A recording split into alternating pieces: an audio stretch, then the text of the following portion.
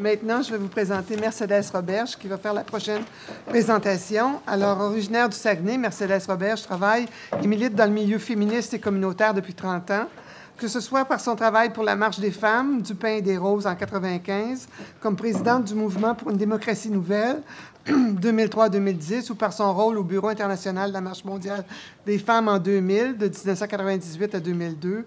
Son parcours est orienté par la quête de l'égalité, l'amélioration des conditions de vie et l'exercice de la démocratie. Depuis 2007, elle est coordonnatrice de la table des regroupements provinciaux d'organismes communautaires et bénévoles, laquelle rassemble 41 regroupements nationaux, lesquels rassemblent plus de 3000 groupes d'action communautaires autonomes de partout au Québec, principalement du domaine de la santé et des services sociaux. À ce titre, elle représente la table à plusieurs instances nationales de concertation des mouvements sociaux, ainsi que sur des comités de travail avec le ministère de la Santé et des Services sociaux. Voilà. Bonjour, merci. Alors, projet de loi 56, on va en parler beaucoup, mais il faut quand même commencer par placer qu'il est l'aboutissement d'une série d'interventions, d'une série d'intentions du gouvernement Couillard. Moi, je n'ai pas dans la convention d'exclusion à nommer qui on vise par nos interventions politiques. Alors, donc, une série de tentatives, et beaucoup de tentatives émanant du commissaire au lobbyisme du Québec et de l'Association québécoise des lobbyistes. Et les trois partis politiques qui ont été au pouvoir ou à l'opposition ont contribué également à cette œuvre. Le projet de loi 56 propose de remplacer ni plus ni moins que la loi actuelle. Pour référence, la loi actuelle a 70 articles. La nouvelle en aurait 140. Ils font souvent ça. Quand tu changes une loi, ils prennent de l'expansion. Mais il y a eu quand même, je dois commencer, avant d'aller dans le détail, par un événement qui s'est passé hier. Le ministre Jean-Marc Fournier, qui est le responsable du dossier, devait annoncer ces jours-ci quand commencerait la consultation parlementaire à la Commission des institutions. Ça devait débuter autour du 20 janvier. Il devait formaliser ça dans les jours d'ici au départ pour les fêtes. À la place, il a déposé une lettre à l'intention du commissaire au lobbyisme. Et je vais vous en lire deux petits bouts. Alors, le ministre commence par préciser que le contenu du projet de loi, ça vient des réflexions du commissaire. On le savait. C'est intéressant de le lire.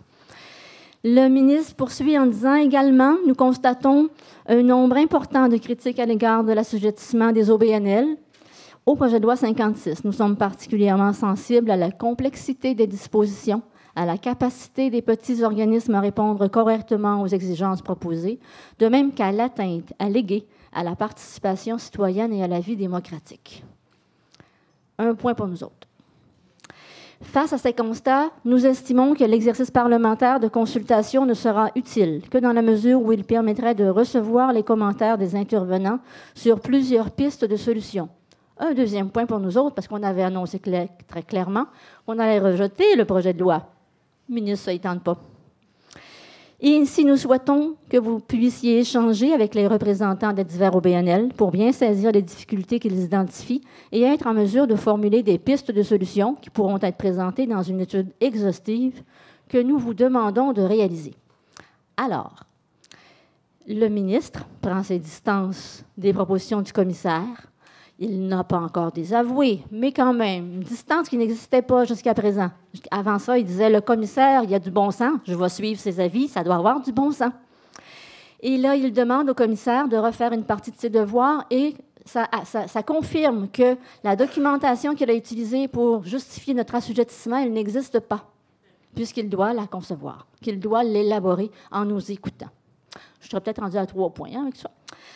Alors, ça, c'est un gain d'importance. On a maintenant à continuer de se battre, puis là, je vais vous continuer ma présentation, mais plutôt que d'orienter nos mémoires vers une commission parlementaire, on va le faire vers le commissaire au lobbyisme. C'est ça que ça va vouloir dire. On ne connaît pas les dates, on ne connaît pas le concept encore, on verra selon le processus qui sera mis en place, mais n'empêche, on va continuer de dire ce qu'on va avoir. En fait, on va devoir le dire 2 fois. Une fois devant le commissaire et ensuite le redire devant la commission parce que ça ne remplacera pas la commission parlementaire. Alors, maintenant que ce contexte-là est placé... Ah, merci, cher.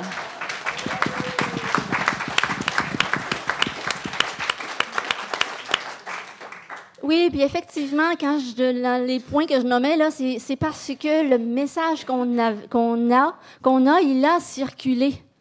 Il a dû circuler ce moyen temps pour que ça fasse cet effet-là. Mais là, évidemment, on n'a pas gagné la bataille encore, mais on a fait des points. Alors, on revient au projet de loi parce qu'il demeure, lui, il n'a pas changé. Hein. Il est toujours sur la table, il n'a pas été retiré. Il faut continuer de le défaire. Se souvenir que la loi existe depuis 2002 et que l'intégration d'une partie des OSBL à ce moment-là, c'était les organisations professionnelles, syndicales et patronales et celles composées et les organisations composées d'organismes à but lucratif majoritairement. Ce n'était pas dans le projet de loi 80. Ça a été mis au fur et à mesure des audiences. Qui était invité aux auditions du PL 80?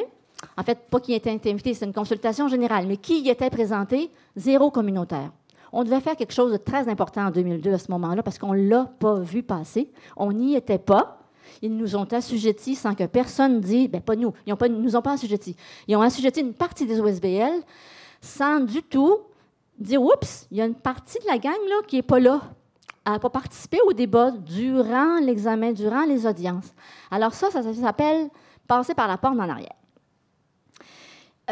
Depuis, ça c'était en 2002, évidemment, il y a eu des rapports du commissaire depuis qui, dès ses premiers rapports, a suggéré d'élargir l'assujettissement à tous les OSBL, puisqu'il y en avait quelques-uns d'inclus, pourquoi pas tous. Et les lobbyistes inscrits ont, depuis le début, dit, c'est pas juste, nous on s'inscrit et nos opposants, du communautaire, du monde de l'environnement, par exemple, n'ont pas à s'inscrire. C'est donc pas juste qu'ils ont dit au commissaire qui a trouvé qu'ils avaient raison. Alors, depuis plusieurs années, en fait, depuis avril 2014, on est beaucoup de groupes à se réunir dans ce qu'on s'est appelé le groupe des OSBL opposés à leur assujettissement. Alors, mon OSBL n'est pas un lobby, fait partie de ces actions qui ont été faites. Alors, on a fait de l'effet parce qu'on s'est équipé pour. On a, par exemple, déposé une lettre de 1105 signataires au ministre avant qu'il dépose un projet de loi. Il y avait 680 groupes signataires de la lettre. On a déposé une pétition encore avant le dépôt du projet de loi, 8500 pétitionnaires. L'ensemble de l'œuvre commence à faire de l'effet.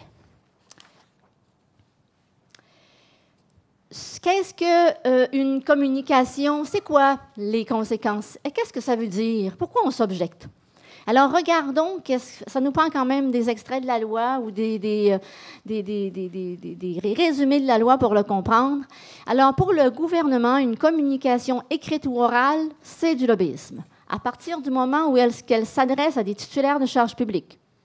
Les titulaires de charges publiques, c'est les personnes élues, les fonctionnaires, des instances gouvernementales, du niveau municipal, paramunicipal, gouvernemental, provincial. Il y a une loi pour le fédéral, donc cette loi-ci ne s'applique pas au niveau fédéral, mais s'arrête au niveau provincial. Donc, une intervention orale écrite vers un titulaire de charge publique dont l'objectif est d'influencer une loi, un règlement, une directive, une orientation, un programme, une politique, plein de choses qu'on fait couramment. Les OSBL, dont les groupes d'action communautaire autonomes et les groupes d'action communautaire tout court.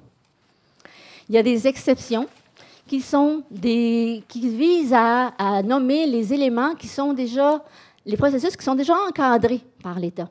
Les mémoires, les dépôts de mémoire, les dépôts de pétitions, les demandes de subventions, des situations qui sont déjà encadrées, ce ne sont pas des activités de lobbyisme. Donc, le cadre dans lequel une intervention d'influence se fait est important, les exceptions le prouvent. Alors, vous voyez l'article 12 plus précisément. Donc, constitue une activité de lobbyisme, une communication orale écrite, faite auprès d'un titulaire de charge publique, en vue d'influencer ou susceptible d'influencer. Que ça marche ou que ça ne marche pas, ou que ça ne marche pas d'ailleurs, ce n'est pas important. L'important, c'est d'aller vers directement. Donc, cette définition-là ne fait absolument pas fait abstraction de l'intention derrière l'activité, derrière la communication. Est-ce une communication pour qu'un groupe s'enrichisse ou est-ce une communication pour que les droits soient respectés? Ça n'est pas pris en compte par la loi actuelle. Pour voir quels seraient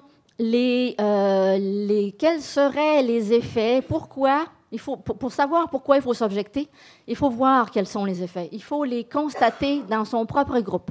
Groupe local, régional, provincial, pas de différence. Hein? Ce n'est pas une loi qui s'applique à une catégorie particulière. Il y a 61 000 OSBL au Québec.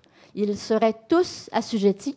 Et en fait, ce sont les personnes qui travaillent pour les OSBL qui sont assujetties. Ce ne sont pas les groupes eux-mêmes.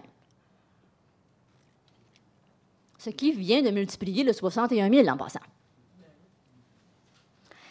Alors, identifions ce qui serait considéré comme un mandat, parce qu'il y a un registre. La loi sur le lobbyisme est beaucoup... son outil, c'est un registre qui est accessible par Internet à tout le monde qui le consulte. Un registre qui note, qui est supposé rendre transparent ce qui ne le serait pas autrement. Là, une différence majeure entre les OSBL et les lobbyistes du secteur privé qui n'ont pas intérêt, pour des raisons de concurrence et de marché, à faire savoir publiquement leur tractation, alors que nous, c'est le contraire. Plus on sensibilise la population, plus on en parle, mieux c'est. Alors, il faut qu'on commence par identifier ce qui s'appelle des mandats. Mais des mandats, pour nous, c'est un dossier sur lequel on veut faire quelque chose. Alors, demander un plan d'action, vouloir changer une loi, vouloir améliorer une situation, vouloir sensibiliser le gouvernement sur un sujet, ce sont des mandats aux yeux de la loi sur le lobbyisme.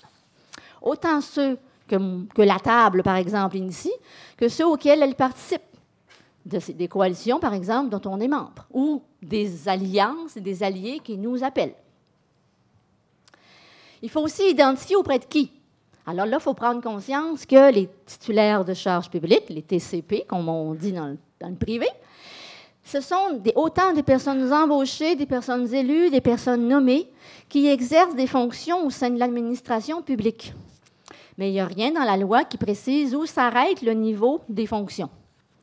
Ce sont des personnes qui ont une habilité, qui peuvent prendre des décisions, puisqu'on les contacte pour prendre justement des décisions selon ce que nous leur présentons.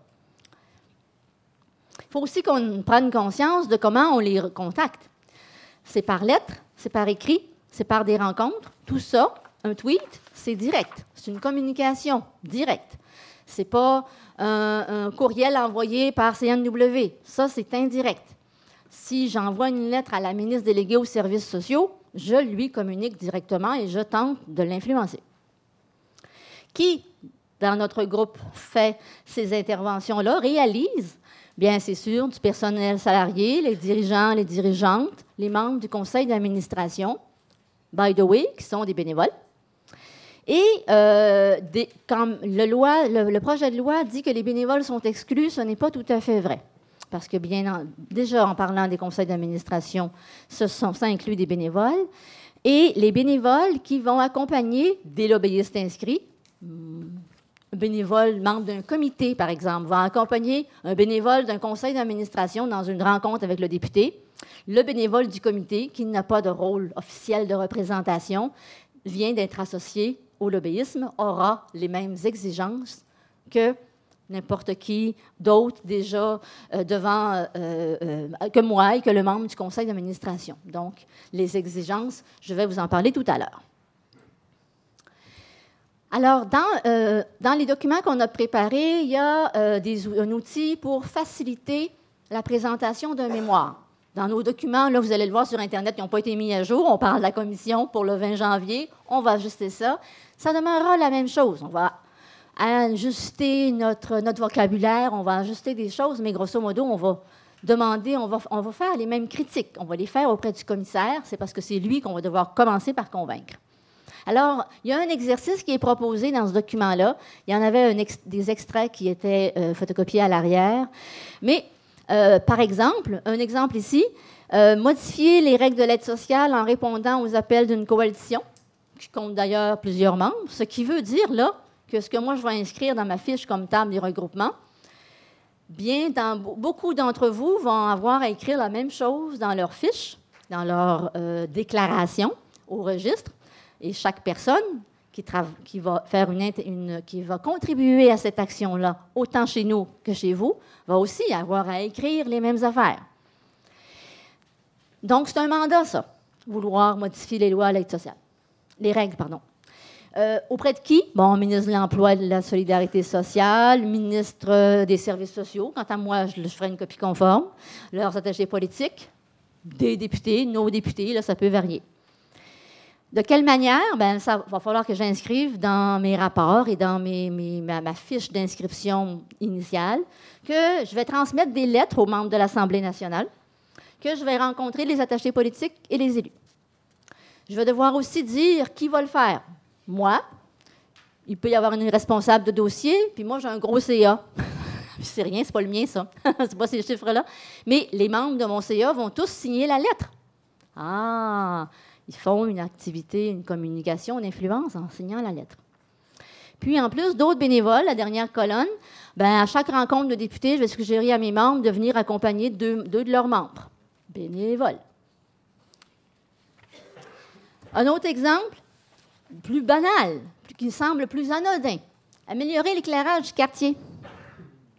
Ce n'est pas des groupes de défense de droit qui font ça. Hein? Mais c'est ça, c'est aussi ça, vouloir assujettir tous les OSBL. Ben, le groupe ou le comité de quartier va vouloir rencontrer son maire, sa conseillère d'arrondissement. Il va vouloir leur écrire des messages Twitter en l'occurrence.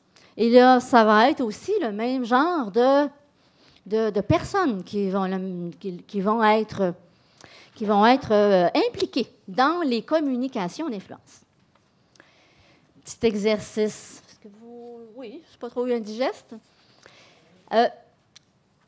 La loi assujettir les personnes qui font des communications d'influence des 61 000 OSBL, ça veut dire leur demander de commencer par s'inscrire, comme lobbyiste. Ça aussi, là, idéologiquement, philosophiquement parlant, là, l'étiquette lobbyiste, là, elle va être au-dessus de nos têtes. Donc, une déclaration initiale, c'est comme ça que ça s'appelle, qui va devoir être remplie par chaque personne impliquée. Tantôt, dans mon scénario 1, dans mon exemple 1, j'avais 14 salariés, 4 bénévoles, me voilà avec 18 inscriptions, juste pour surveiller les règles de l'aide sociale, puis 13 pour l'éclairage des rues. Des bilans trimestriels, présentement, ça n'existe pas dans la loi, c'est une des modifications du projet de loi. À chaque trimestre, il y a des dates, je vais devoir faire rapport, parce qu'au début, c'était « je veux rencontrer ». Mais à tous les 3 mois, je devrais dire « j'ai effectivement rencontré la mairesse le 3 janvier ». Des membres de mon CA ont envoyé une lettre à la députée le 22 mars, dans les rapports trimestriels correspondants. Alors ça, les rapports à produire, là, bien, il y en a 72, parce que chaque personne doit le faire, et 52 pour l'exemple 2. Au total, 155, parce qu'on additionne la déclaration initiale et les rapports trimestriels, une année va vouloir dire, si je ne fais que ces 2 mandats-là, ça pour un groupe, moi, j'en ai plus que ça, là. Moi, je vais avoir ça d'épais, là, de mandats. Alors, 155, juste pour ça. Faire le total, pour avoir un mal de cœur comme ça, là, l'objectif, c'est de montrer la différence aussi entre nos manières de faire et celles du lobbyisme du secteur privé. Dans le privé, là, c'est le PDG qui rencontre le ministre. Ça s'arrête là. Lui, là, sa colonne là, de son mandat, là, ça va vouloir dire 5 interventions. Initiales, plus les trimestriels, et c'est tout. C'est bien gérable. Nous autres, on partage les tâches, on partage les responsabilités. Ça devient exponentiel. Et ça, c'est clair que ni le commissaire ni le ministre ont imaginé ça. Alors, cet exercice-là, on l'a mis dans le cahier pour qu'on illustre vos idées, là, vous voyez ce que ça signifierait pour nous. Et on ne fait pas ça pour qu'ils disent, OK, d'abord, vous ne ferez rien qu'un rapport. Non, non, non. On veut rejeter le projet de loi complètement pour un ensemble de raisons. Parce qu'une fois qu'on fait le total, on se demande quelles seront les conséquences? Est-ce que ça va nuire à la réalisation de ma mission? Avec des chiffres comme ça, oui. Est-ce que ça va nuire à la participation des membres aux décisions? Même une seule lettre, même une seule signature va demander à une personne qui n'a pas commencé à militer dans un groupe communautaire pour se faire des rapports de ce genre-là. Oui, ça va limiter la participation des membres. Oui, ça va limiter le rôle de représentation, alors qu'on se bat pour valoriser le par pour avec. Alors, l'ampleur aussi des amendes et des risques vont faire en sorte que le recrutement de personnel, ça devrait être beaucoup plus compliqué. Et l'empowerment des personnes en particulier. En général, c'est un problème très, très, très grave. Alors, il va falloir contrer. Pour contrer le discours du projet de loi, il ne faut pas juste se battre contre le nombre de rapports, il faut se battre contre l'idée de l'assujettissement qui va assimiler la défense des intérêts collectifs, la défense de visions non lucratives à la défense de visions lucratives. C'est ça le plus gros des problèmes. Et imaginez au niveau des organismes qui ont des numéros de charité, ils n'ont qu'à faire une lettre dans l'année et ça y est. Ça ne dit pas la grosseur, hein, ça ne dit pas le nombre d'heures qui ont été mis sur la lettre, ça. L'Agence du revenu du Canada qui va regarder ça, qu'est-ce qu'elle va penser? Le Saquet, qu'est-ce qu'il va penser? Alors, on doit vraiment affiner nos arguments pour répondre à des questions assez provocantes, là. Pourquoi est-ce qu'on refuse la mise à jour? Bien, c'est parce qu'ils font plus que la mettre à jour, ils la déforment. Pourquoi on refuse que la loi soit plus équitable? Bien, les 61 000 OSBL, là, ils n'ont pas à subir les correctifs qui répondent à des problèmes qui n'ont pas été créés par nous. C'est ça qui arrive. Pourquoi on est contre la transparence? On n'est pas contre la transparence. Notre objectif, on est déjà très transparent, et les objectifs de la transparence que devrait atteindre la loi, c'est lorsque des intérêts privés sont en cause, lors de décisions étatiques. On n'est pas dans ces eaux-là. La loi ne fait que rendre des informations disponibles. Pourquoi on dit que ça brimerait le droit d'association et la liberté d'association? Bien, une personne, pour elle-même, qui va aller cogner à la porte de la mairesse, n'aura rien à inscrire nulle part. La même personne est membre d'un groupe pour aller demander le meilleur éclairage des rues. Elle va avoir à se taper toute l'étiquette ainsi que toutes les conséquences d'être assimilée à une lobbyiste. Ça décourage le droit associatif, ça encourage l'individualisme. Et en bout de ligne, les groupes pourraient bien cesser, diminuer, de faire des interventions d'influence. Les lobbyistes du secteur privé n'arrêteront pas. Qu'est-ce que ça va donner comme décision de société? Ça risque d'être une société encore plus marchande, encore plus dictée par les lois du marché. Et un élément aussi qu'il faut regarder dans la loi, c'est pas que l'assujettissement ou non des OSBL, c'est l'ensemble de la loi, du projet de loi, pardon, notamment les exclusions. Il y a des exclusions très graves à l'intérieur de la loi et il y a aussi un rôle accru au commissaire qui va devenir autant le rédacteur des règles que la police des règles et même que c'est lui il n'y aura plus aucune imputabilité ministérielle face à la loi, c'est le commissaire qui va en être un responsable. Mais au niveau des exclusions, il y a plusieurs articles dans la loi qui excluent totalement de l'application de la loi les établissements de santé qui viennent d'être fusionnés, qui sont maintenant de méga établissements, et qui vont être exclus autant de la catégorie des lobbyistes que de la catégorie des titulaires de charges publiques. Bienvenue aux sous-contractants. Bienvenue à leur démarche. Privatisation du système de santé, assurée. Bienvenue aussi dans le secteur de l'éducation, parce que aussi les établissements postsecondaires et les commissions scolaires vont également être exclus de nombreuses règles. Bienvenue aux vendeurs de crayons. Pas de problème, personne ne va voir vos tractations.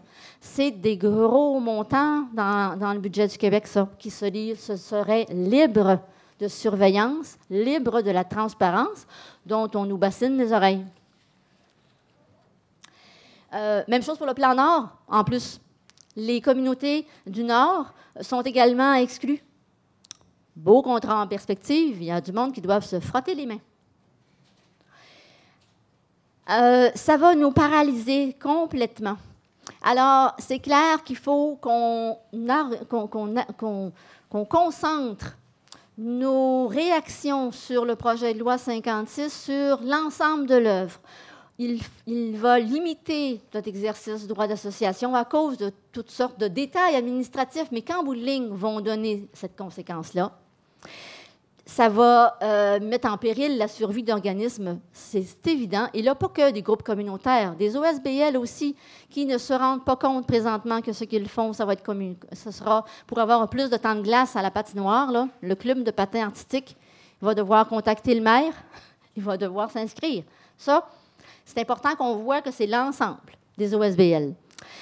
Que ça va dénaturer la raison d'être des OSBL et celle du registre en plus. Que ça va réduire la transparence des exigences aussi face aux lobbyistes parce que leurs manœuvres vont être noyées dans un ensemble de fiches qui ne voudront plus rien dire. Alors, on doit le rejeter, et je vais terminer là-dessus. Il y a trop de problèmes. Il faut s'il le remplace par quelque chose, il faut que la loi soit axée sur les activités qui ont des visées lucratives. Puis tout le reste doit découler de ça. Alors, je vous invite, si vous ne l'êtes pas déjà, si vous ne recevez pas déjà les informations par courriel de mon OSBL n'est pas un lobby, à la sortie, à demander à le recevoir à partir de votre feuille d'inscription, parce que c'est notre moyen, et c'est ça, de s'informer, de se tenir au courant, et c'est ça qui a fait des effets, je crois bien, hier. Merci.